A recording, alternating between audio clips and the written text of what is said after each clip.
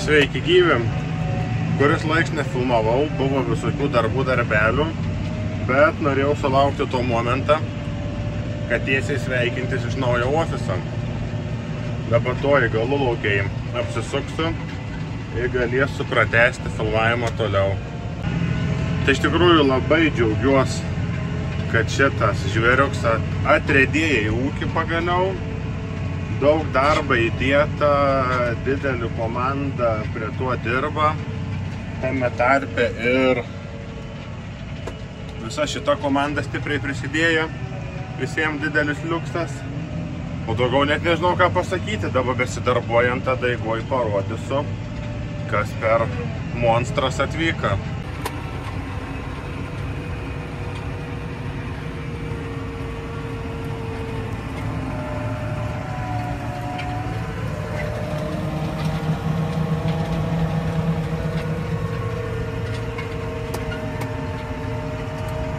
Dar kas man patink, spaudi mygtuką, nusileido padarksą, įsijungi vairavims. Ir viskas, galim pro langus žvalgytis, pažiūrėti, kas autostradoje važiuoja, kokie žvėriukai laksta.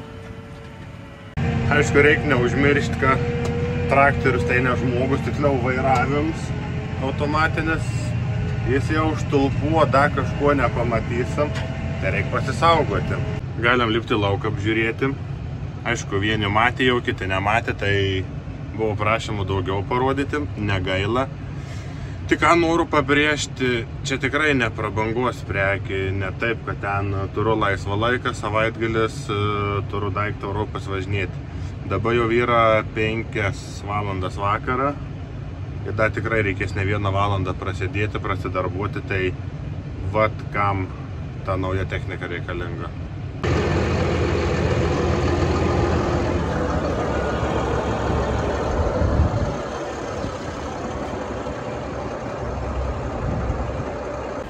Traktorius su krautuvu, ko mums reikia, diskinis skutiksą, irgi prikomplektuos prie traktoriaus. Aišku, smulkių sėklų sėjamoji, nes reikalinga tarpinių sėtis, žolė sėti, žodžiu, jinai ganėtinai daug ūkį dirbsim. Traktorius kaip traktorius, nieko man drausa, bet komfortą tur, patogus.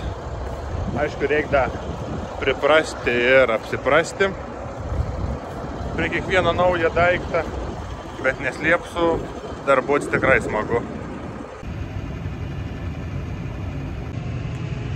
Nu ir viskas, žieminių sėjai, tiksliau žemė paruošta. Dabar varau dar gal pasižiūrėsiu kaip pievoj prasireguliuoti skutiką, nes yra biški ir pievų poreikis susiskusti. Tai dar gal pafilmuosiu arba jau susitiksim rytoj.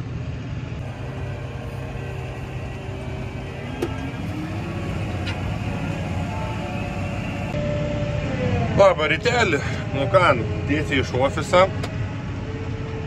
pievų skutimsim. Reikia vieną kartą praruošti, nes norėsim kratytis mėšlą ir suskusti antrą syką, nereikėtų arti. Tai iš tikrųjų pažiūrėsim, kaip čia bus. Nu ir viskas, hektaras po hektarą, skutims baigsim. Tai čia iš tikrųjų jau pradedam ruoštis kitų metų kukurūzų sėjai. Nors da, kur dabar čia, žodžiu, ten da matos nenuimsim, bet jau turėtų kelių dienų bėgis smulkinims būti. Dabar, aišku, reikia da, kur žeminiam ruošiau pasisėti, bet vat kol kas pieva suskusta. Galėsim rulonus vežti sykio, pirmą reisą baigu išsikrauti. Taigi reikėjo pasikrauti, tai rulonai liko dar iki šiol nevežti, nes buvo biški baisu važiuoti į šviežių pievų įsėlį, o dabar gerų porą savaičių nelėjam, tai bandau vežti, bet vis tiek važiuoju pakampiais, pakraščiais, jeigu ir spausas tralsa, kad nebūtų provėžas ten, kur jos tikrai galėtų ir nebūti.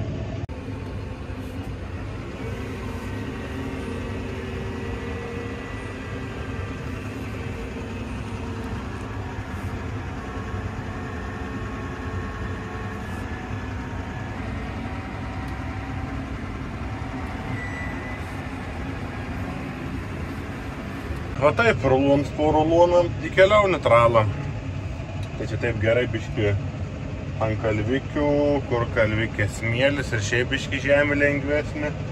Tai pirmą tralą, kai vežiau lauk iš dirvas, lygtais niekur nesmoka, bet aišku, po 17 nekraunu, 11, 12, kiek vat yra aplinkui, geriau vieną kartą daugiau atvažiuoti, negu prisidirbti zbitku.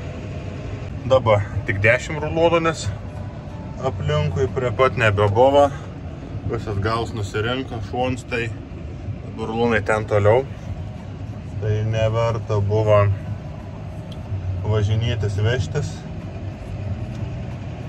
Vis tiek, bet kokiu atveju, tą porą reisų reikia padaryti.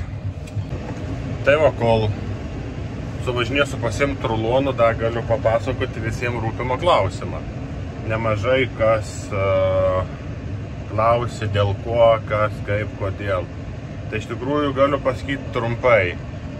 Kaip su Kverneland technika, keis traktoriai irgi taip pat seniai žinomi, taip pat seniai ir įmonė žinoma. Dėl to iš tikrųjų buvo vienas iš tokių apsisprendimo faktorių. Kitas dalykas, tas pats kaip ir su šienavimo technika, kaina ir kokybė. Nes permokėti už kažkokį ženkliuką, vardą, kažką mandresnio, o turėsi vis tiek tą patį traktorių. Plius visi traktoriai, visa technika vis tiek griūna. Be to visada, gal taip negali konkrečiai sakyti, bet dažniausiai noras rinkti tai, kas yra išbandyta ir žinoma, kad ir patikima. Tai kaip buvau minėjęs, pas kaimyno ūkį, nežinau, jau gal 9 traktoriai keis, buvę jau ir atnaujinti, vis tiek toliau renkas keis traktoriuose. Tai iš tikrųjų va čia tas faktorius buvo, nes tikrai žinomi ir išbandyti. Sakykim, kad išbandyti. Plius,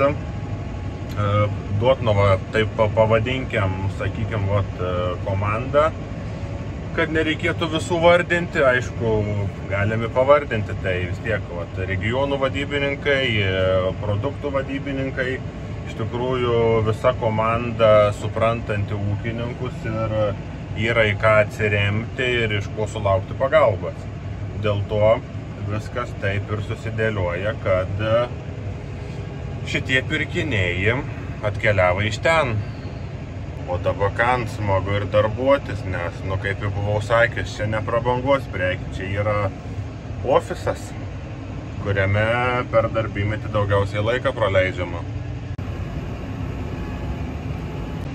Vieną dirvą nuvežtą atlėkiau į kitą, čia nebuvo, o yra nupjauta ir supresuota trečia žolė, liucerna su dobilais, kur buvo maišytai. Pasiteisinęs dalykas, skaniai buliukai jėtų. Kada ką noras pasakyti, dabar šiai dienai ūkiui yra 6-7 metai kažkas. Jo, dabar arba 6, žodžiu, plius minus, sakykime, 6 metai. Ir ūkis prasidėjo nuo perkamų mažų buliukų auginimui. Ir iš tikrųjų, kaip ir visada, visur yra kalbininkų, kurių pasisakymai, kad čia nieko gero nebus, nieko čia neišeina, neapsimoka. Tai, nežinau, man atrodo, reikia tik kryptingai dirbti, į mus tiek viskas apsimoka. Nes kol kas, ta prasme, nei ūkis mišrus, nei ką, visas pajamas tik iš mėsos, kuri gaunama pardavus tuos nupirktus mažus buliukus. Tai manau, kas kalb, tegu kalb toliau, o mes judėsime į priekį irgi toliau.